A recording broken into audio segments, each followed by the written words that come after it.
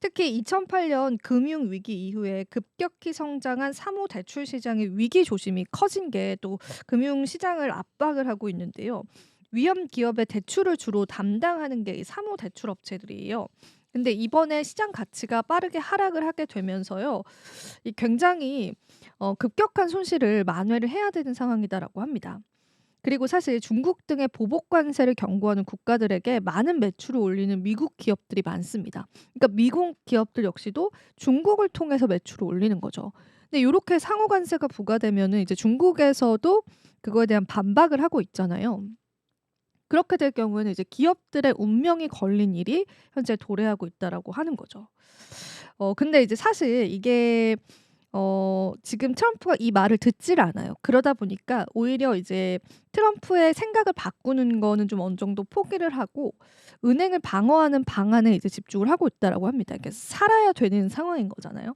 그래서 사실 이제 에크먼 같은 경우에도 그전에는 굉장히 비판의 목소리를 냈었는데요.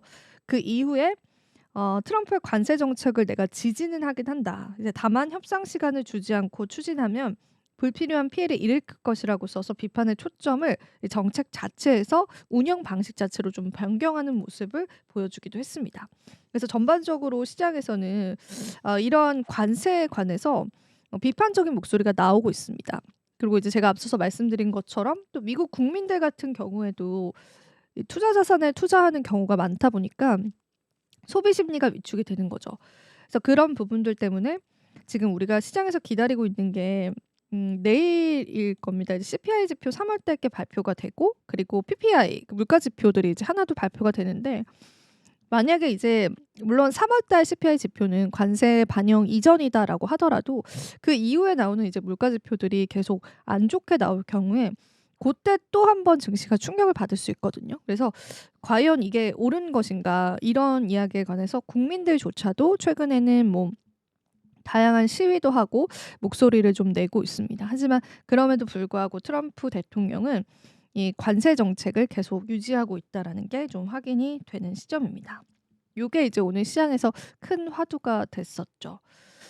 트럼프가 중국에 104% 관세를 강행을 했고 한국과 일본과는 뭐 협상의 여지가 있다 요렇게 얘기했는데 요것도 사실은 일반적으로 보편적으로 부과하는 관세는 이제 그대로 갈 것 같고 이제 어떤 거를 내놓아야지 어느 정도의 협의가 이제 들어갈 것 같아서 쉽지는 않아 보이고 우리나라 같은 경우에는 지도자 공백 사태이기 때문에 이 부분에 따라서 뭐 권한대행 측의 스탠스가 있긴 하지만 그래도 조금 '일본보다는 협상에서는 좀 어렵지 않을까.' 근데 이제 트럼프 대통령이 간밤에 이런 얘기를 했더라고요. 일본은 본인들의 관세 정책에 관해서 불만의 의견을 표출하지 않아서 그 "너무 마음에 든다." 이런 식으로 이야기를 하면서 이제 "충분히 협상에 그런 여지가 있다." 그렇게 이야기를 했고 그 스콧 베센트 재무장관 자체는 이제 뭐 여러 국가들에게 공통적으로 이제 "트럼프 대통령이 관세에 관해서 협상의 여지가 있긴 하다." 요렇게도 언급을 하기도 했었는데 사실 요건 이제 트럼프 대통령이 직접 한 말은 아니다 보니까 우리가 또 모르는 것 같아요. 그래서 얼마나 내어 주어야지 이제 협상이 될지 고렇게 이제 불안감이 많아지는 것 같고 이게 이제 타임라인적으로 보자면은 이제 뉴욕 증시가 급락을 한 거는 이제 관세를 부과를 하겠다. 고렇게 이제 하면서 뉴욕 증시도 급락을 했는데 이게 먼저 이제 백악관 대변인인 캐롤라인 레빗이 "우리는 이제 중국에 104의 관세를 부과를 할 거다." 요렇게 이야기를 했고 미국 현지 시간으로는 이제 늦은 밤이었을 것 같아요. 한국 시간으로는 오후 1 시에 행정명령에 직접 이렇게 서명을 했습니다. 그래서 고게 이제 외신 속보로 나왔었는데 그렇게 되면서 위안화 가치가 급격하게 절하가 됐어요.